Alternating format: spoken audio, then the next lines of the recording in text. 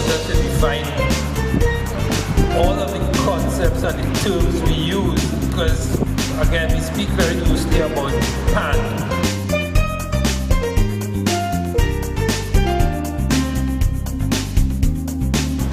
The bands that were communities are no longer communities.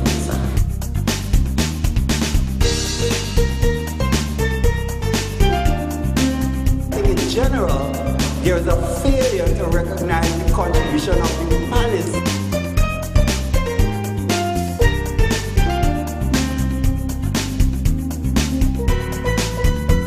A prophet don't get no blessing in your land.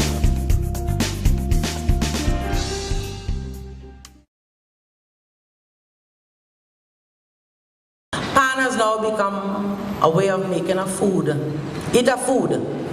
And if I could play in 6 steel band, whether I know the music or not, but I can shadow and look good on stage and fling the hair. Kudos, I gotta give you kudos. I gotta give you kudos following you the first time you came on Wednesday Talk and the opposition you encounter. And after I read your blueprint, being a Trinidadian, I understand, as Kim said earlier, you know, we are people who really pull down ourselves. What we're dealing with here is a framework, not back in the days of 1979, where most of the bands were sponsored. You're dealing with a framework where we have 199 bands in this country and 80 of how many leaders, how many managers do we have in this movement of 199 bands that are going to stand up and speak their mind?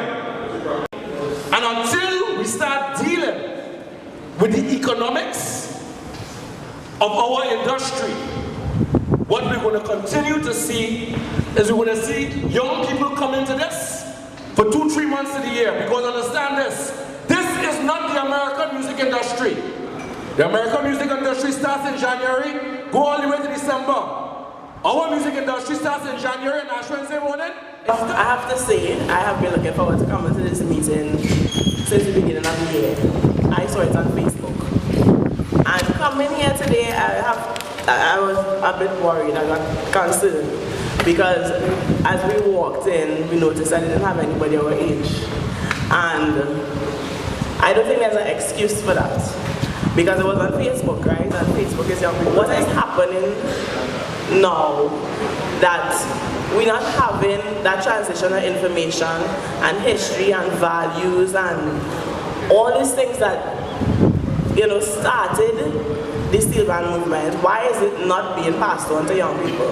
Why young people don't respect and appreciate the Steelband and they are not passionate about it the way that you are? Case in point, Panorama, that whole pan splash thing, I am totally upset about Goddard, besides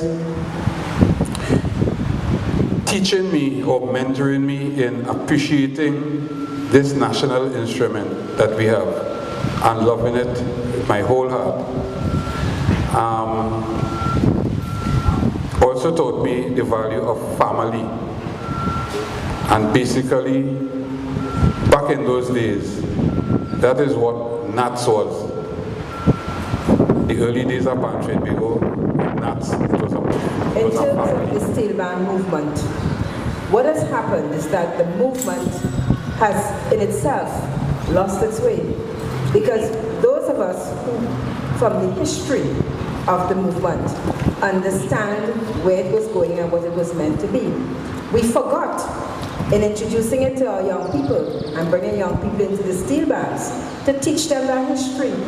There's a saying, if you don't know where you come from, you don't know where you're going, and the young people have no clue where we are going because they don't have a clue where sacrifices were made to bring this movement, this association together to the benefit of the steel band, that our parents will no longer say steel band man is vagabond and we the young ladies couldn't go close to the steel band and all of that. Look at what's happening today.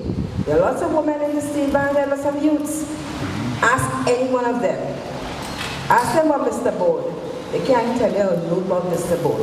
And somehow, if the movement has to get back on its feet and really take Trinidad and Tobago and this instrument that God gave us to the heights, we've got to go back and get every young person in Pan, knowing the history, knowing what sacrifices were made, why those sacrifices, why Mr. Goddard felt an association was important. And then when we talk about the politics of the Pan, we must have a Pan Trinbago with backbone to stand up and tell the politicians this is not something to play with. They've made it the national instrument, but it is national. If it's a national instrument, it should be on our flag and everything we have. Our athletes should wear the Pan with pride. And let the young people understand this is ours. We've given it to the world. However, it belongs here. And in the politics of the Pan, we demand that, when you look at the profit, 600 million US going into the government coffers after Carnival, the Pan, which, don't fool on itself, is the thing that brings most people to Trinidad, should get 10% of that profit so we can make the movement viable. Thank you. Thank you very much. Anybody went and pray for the men who start Pan? Well, you know anybody who went? To stand up by the corner of Woodford Street and Chagarit Road and celebrate ragtime as the first steel band in the world. So if you don't have that right, you can't get nothing right. Good. 75 years of Pan. And Pan Trinbago, although you talk to them, they forget. So they ain't advertised it since last year to tell people come to Trinidad for 75. Who are the people involved? Alright. Do they know these people? Somebody call names. My uncle was Lloyd Evanson, they call him Streak. He and a gentleman named Joe Quick from across here, straight across here, had a band named Grow More Food. The band became Tripoli.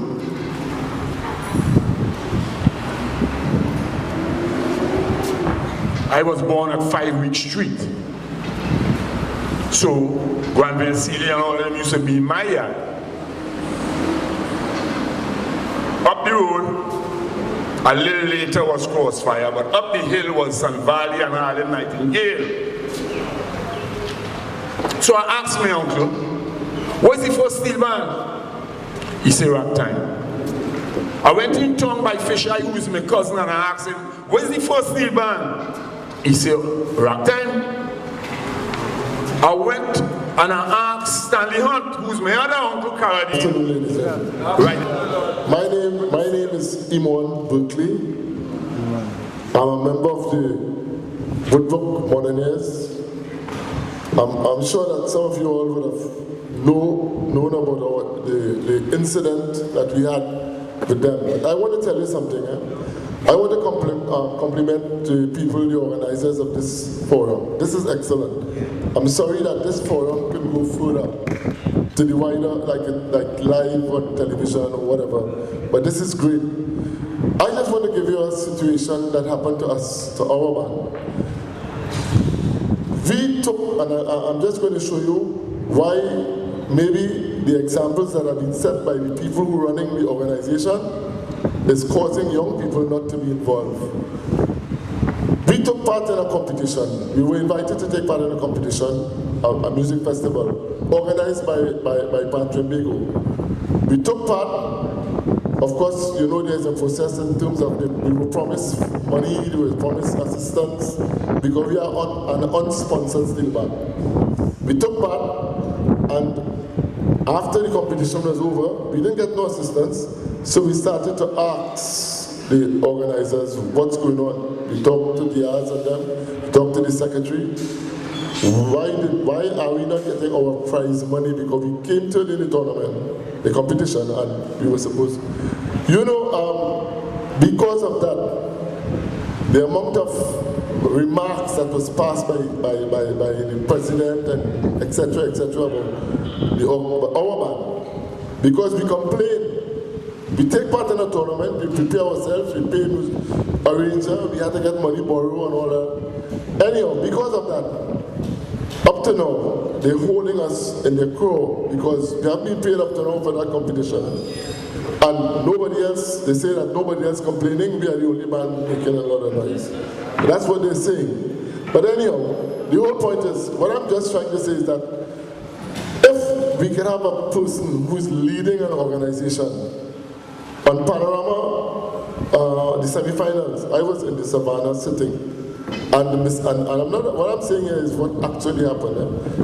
Mr. Diaz passed, he shook somebody's hand, and I signed the president, and when he finished shaking the person's hand, he saw me, he just pulled away like if he's a ghost, and he used a remark which was not very kind. And I'm saying that if he is the leader of this organization, he's holding people who are making constructive criticism about what's going on. We're looking for transparency. We want things to get better. I just want to touch on the topic of the player playing in more than one band. I think that developed from arrangers. I want to explain what I'm saying is that fees to arrangers started charging for panorama shows. Escalated in a way where the player started to see, well, I have a word as well. Before it was an arranger arranging for a band in panorama, like how you have Ray arranging for thing, and then it started to spread out where the arranger going here, there, and everywhere. And the player was still committed to his band. But eventually he started to realize, why am I making that effort? At the end of the day, an arranger walks into my band and they tell me, I want $50,000 for a tune. And he is not interested whether the band reached the next round or not. They don't work here, he moves on to another band. And I think this is what is happening with the players. I don't agree with it, but I think this is what is happening with the players now. And they see themselves, I vote something as well, and I'm going to market myself the same way.